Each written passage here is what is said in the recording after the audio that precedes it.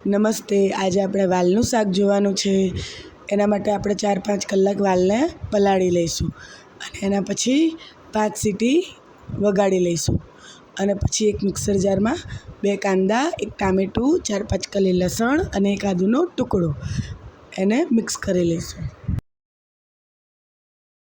હું ગ્રેવી બનાવતી વખતે થોડું મીઠું એડ કરું છું. તમારે કરવું હોય તો તમે પણ કરી શકો. 5 સીટી બાદ વાલ આપણા તૈયાર થઈ ગયા છે.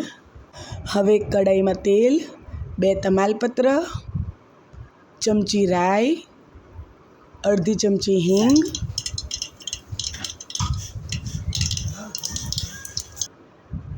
અને પેસ્ટ ઉમેરીશું. ત્યાર પછી એમાં થોડા મસાલા એડ કરીશું. લાલ મરચું, હળદર, ધાણા જીરું અને મીઠું અને એને મિક્સ કરી અને તેલ છૂટું પડે ને ત્યાં સુધી એને ઢાંકીને ચઢવા દઈશું. તમે જોઈ શકો છો કે તેલ એકદમ સરસ છૂટું પડી ગયું છે. હવે આપણે એમાં વાલ એડ કરીશું અને એને 5 થી 10 મિનિટ સુધી સિજવા દઈશું.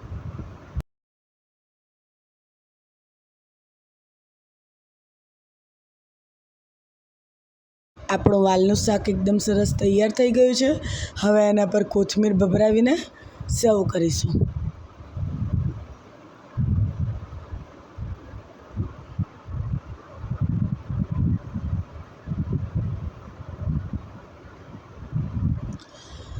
Thank you for watching.